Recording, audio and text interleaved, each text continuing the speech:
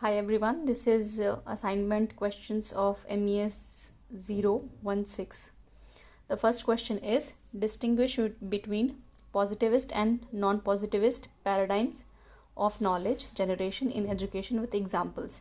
तो मैंने इस क्वेश्चन के लिए सबसे पहले रिसर्च को डिफ़ाइन किया है, फिर पैराडाइम क्या होता है वो बताया है, और उसके बाद पॉजिटिविस्टिक पैराडाइम का मतलब क्या है. अब पॉजिटिविस्टिक पैराडाइम के कुछ एजम्पशंस हैं वो लिखना है इसमें. तो उसमें ये लिखा है मैंने, एजम्पशंस बिहाइंड पॉजिटिविस्टिक पैराडाइम में आएगा. पहला एजम्पशन है डिटर्मिनिज्म का, दूसरा है एम्पिरिसिज्म का, तीसरा है जनरलिटी का, मतलब किसी भी चीज़ को जनरलाइज फॉर्म करने का. दूसरा next part is non positivist paradigms. इसमें भी तीन चीज़ है, फिनोमेनोलॉजी, फिर है सिंबॉलिक इंटरैक्शन, उसके बाद है इथने मेथडोलॉजी, और एक है लास्ट पार्ट, उसका है critical overview of the approaches which is the part of phenomenological, ethnomethodological और सिंबॉलिक इंटरैक्शन.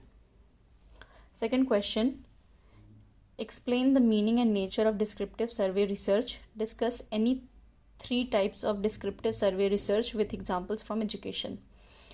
So इसका बुक में बहुत अच्छे से दिया हुआ है SLM में. एजुकेशन रिसर्च क्या है, उसका ब्रॉडली डिवाइड करके कितने पार्ट्स में है, मेथड्स हैं उसके, फिर उसको एक एक दो लाइन में डिफ़ाइन किया है, और लास्ट में डिस्क्रिप्टिव रिसर्च के बारे में लिखना है, तो मैंने उसको लास्ट में लिखा है. एंड उसके बारे में कुछ एक्स्ट्रा भी लिखा है, जैसे कि वो both qualitative and quantitative in nature में भी रहता है. नाउ क्वेश्चन भी यही था, meaning of descriptive survey research, then nature of descriptive survey research, उसके एग्जांपल, ये सब SLM में प्रोवाइडेड है अच्छे से. Then types of descriptive survey studies, इसमें भी कवरेज के बेसिस पे कितने होते हैं, सेंसस सैम्पल, टाइम के बेसिस पे कितने होते हैं, नेचर ऑफ डेटा के बेसिस पे कितने होते हैं, पर्पस ऑफ स्टडी के बेसिस पे कितने होते हैं. और मैंने जो सेलेक्ट किया है वो है सेंसस सर्वे, और उसका स्टेप्स भी लिखा है. स्ट्रेंथ एंड लिमिटेशंस, सैम्पल सर्वे, उसका भी strength and limitation with examples.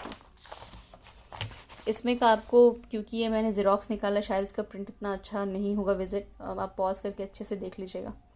Longitudinal survey, then cohort studies, ये सारे इसी में का पार्ट है, लॉन्गिट्यूडनल में ही है.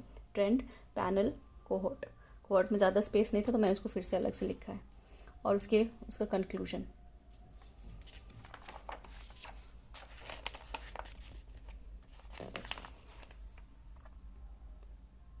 कंक्लूजन ज़्यादा पार्ट बड़ा हो गया है, क्योंकि थोड़ा ज़्यादा ही डिस्क्रिप्टिव को ज़्यादा डिस्क्राइब कर दिया मैंने. Next, select a research problem you have sensed in any area of educational practices at school or college level. Prepare the detailed research proposal on the same problem. ये एग्ज़ाम में हर बार आता है. इसके 12-13 स्टेप्स हैं. Research proposal क्या होता है, it is a plan of action, ये सब आपको ईजीली SLM में मिल जाएगा, बहुत अच्छे से दिया हुआ है. Title of the problem, introduction and statement of the problem. जो मैंने लिया है इसमें एग्जाम्पल, वो आप देखेंगे तो है अ study of impact of online classes on students learning in covid period. तो फिर उसके बेसिस पे जैसे मुझे समझ में आया मैंने लिखा. मैंने बहुत जगह से रेफ़र भी किया कि किस में क्या क्या क्या लिखना है. SLM में बहुत अच्छे से एग्जाम्पल के साथ दिया हुआ है, तो उसी को बेसिस मान के मैंने ये पूरा लिखा है. Here it is. Objectives, hypothesis, methodology, procedure of data analysis, educational implications of study and summary. Summary में मैंने पूरा जितने भी स्टेप्स थे वो लिखे हैं, और ये मैंने याद करने का एक छोटा सा तरीका बताया था, TISROD DMDR. Hope this helps. Thank you.